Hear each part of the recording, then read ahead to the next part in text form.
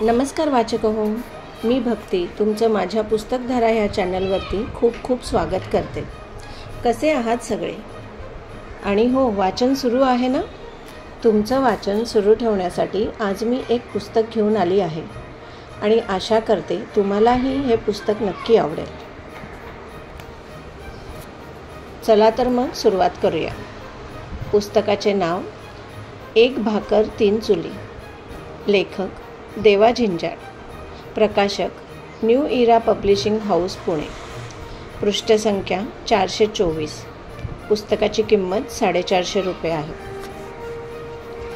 तर वाचक हो, आजची कथा आहे एका स्त्रीची, एका अडाणी स्त्रीची जिचं नाव पारू आहे, एका भयाण वास्तव्याची आणि ग्रामीण भागातील मायलेकरांच्या संघर्षाची।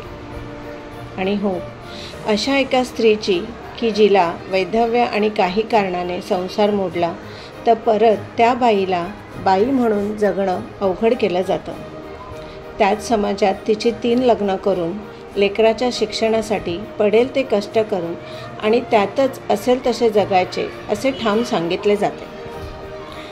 कोणी कितीही त्रास दिला तरी त्याला सामोरे जायचे आणि जगायचे। स्वतःला ढिगळ असलेली एकच साडी आणि बाहेरून कोणी दिलेला एखादा ड्रेस पोराला घालून आहे तसं जगायचं। स्वतःच्या नशिबाला कोणताही दोष न देता कर्मावर विश्वास ठेवून आयुष्यभर कष्ट आणि कष्टच। ही कथा वाचताना लेखकाची माय आणि लेकराची शिक्षणासाठीची धडपड वाचून डोळ्यात पाणी आल्याशिवाय राहत नाही। ही अडाणी बाई एका मावशीच्या मदतीने परत जगायला सुरुवात करते आणि मावशी परत तिचे लग्न लावून देते। परत एका नवीन आशेचा किरण, आणि तो पण थोड्याच दिवसासाठी। परत लहान वयात संसारात पूर्णपणे होरपळून निघते। माहेर म्हणजे 18 विश्व दारिद्र्य, फक्त आईवडिलांची साथ आणि त्यांचे प्रेम आणि जगण्याची नवी आशा, बस। जन्माच्या 5वीपासून पुजलेलं शोषण तिच्या शेवटच्या क्षणापर्यंत धगधगत राहतं। तरी ती मुलाबाळांच्या विचाराने, कधी सासरच्या, कधी माहेरच्या, तर कधी समाजाच्या विचाराने सगळं सहन करत राहते। जो समाज आपल्याला पोसत नाही पण आपल्या गरिबीचे, दुःखाचे धिंदवडे मात्र काढायला नेहमी तयार। शेवटी लेखकाचा पुढचा प्रवास आणि त्याच्या आईचा प्रवास कसा असेल ह्याची प्रचंड हुरहुर लागून राहते मनाला। ही कादंबरी वाचताना डोळे पाणावतात, पण ही कादंबरी बरंच काही शिकवून जाते, मनाला स्ट्रॉंग करते।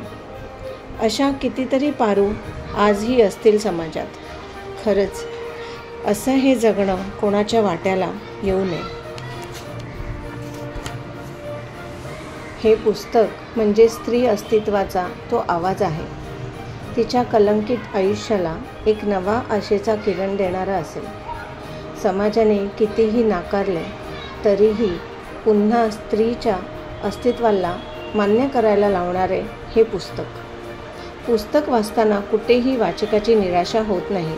पुस्तकाची बांधणी आणि मुखपृष्ठ हे वाचकाला पहिल्या नजरेतच विचार करायला भाग पाडतं। नक्की वाचा।